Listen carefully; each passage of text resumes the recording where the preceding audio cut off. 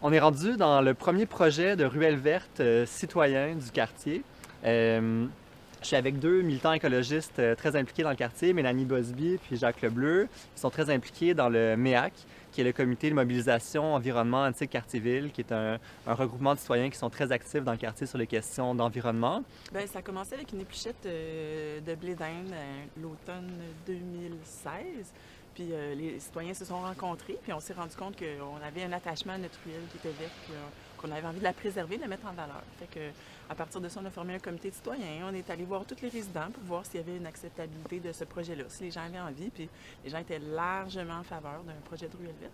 Donc, on est dans un projet pilote maintenant. On travaille avec Ville-en-Vert, on travaille avec l'arrondissement pour faire des aménagements plus verts. Donc, vous voyez, c'est sûr que c'est le printemps, mais c'est une ruelle relativement verte. C'est le fun parce que c'est un projet qui mobilise les citoyens, qui les rassemble, qui fait qu'on se rencontre, qu'on développe un petit réseau. Jacques, à tes connaissances, où est-ce qu'on en est en termes d'agriculture urbaine dans le quartier? Qu'est-ce qu'on a? J'aimerais ça peut-être donner un petit peu une perspective pour les gens qui sont plus jeunes. À quelque part, c'est un quartier qui était une zone agricole il y a peut-être 4 générations, qui s'est urbanisé massivement d'un coup, sans égard à préserver des lieux pour l'agriculture ici.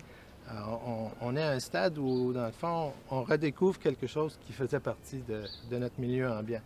On entend parler, par exemple, de gens dans Rosemont qui font des demandes pour avoir quelques poules chez eux, mais c'était ici, il y a 3 générations, une chose courante d'avoir des poules.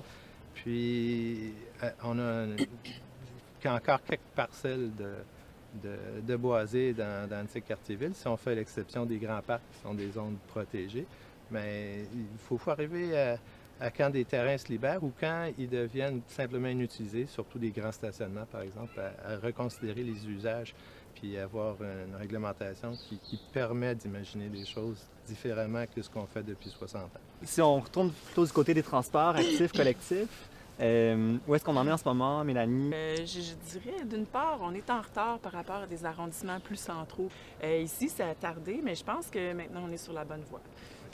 Donc, nous, le MEAC, Mobilisation Environnement Antique Quartier-Ville, on collige un petit peu où sont les endroits où on pourrait aménager des pistes cyclables. Il faut dire qu'Antique Quartier-Ville, c'est un arrondissement où il y a vraiment beaucoup de déplacements actifs. Puis la majorité des déplacements se font à l'intérieur de l'arrondissement, donc sur de courtes distances. Donc, il y a vraiment beaucoup de potentiel pour développer ça. Donc, évidemment, c'est ça. C'est important d'avoir des axes qui sont protégés pour ces personnes-là qui sont plus craintives, de s'assurer qu'ils puissent traverser, qu'ils se sentent en sécurité. Donc, il y a le sentiment de protection, mais il y a aussi la protection réelle des cyclistes de la circulation. Donc, il faut rappeler que les véhicules, c'est des objets qui sont lourds et qui vont à haute vitesse. Donc, les collisions avec les cyclistes sont toujours à notre désavantage.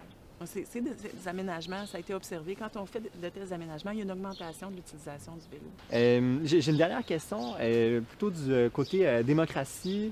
Est-ce que vous pourriez nous parler un peu de comment fonctionne le MEAC, puis comment vous travaillez tous ensemble? Comment les décisions se prennent? Qu'est-ce que ça crée? On n'a pas de président, on n'a pas de chef, donc chacun contribue à sa mesure avec les projets qui lui tiennent à cœur, puis on décide tout le monde ensemble à cet effet-là. J'ajouterais une chose, c'est par consensus, mais c'est aussi par les intérêts de chaque personne. Ça fait que la structure souple permet, par exemple, qu'une personne qui est un peu minoritaire, mais qui a un intérêt très marqué pour la protection de la canopée, peut s'exprimer. C'est sûr que le consensus est plus facile à faire sur avoir plus de pistes cyclables et des choses comme ça, mais le fait qu'il n'y ait pas une direction centrée permet de travailler sur plus qu'une idée simultanément. C'est quand même une chose assez intéressante. Super. Merci beaucoup. Merci pour votre participation. Alors, je vous invite tous à transitionner avec nous, parce que la transition, c'est le fun, puis ça nous amène vers un monde qui est plus beau, qui est plus positif, qui est plus agréable pour tout le monde. Et voilà, à bientôt. Salut!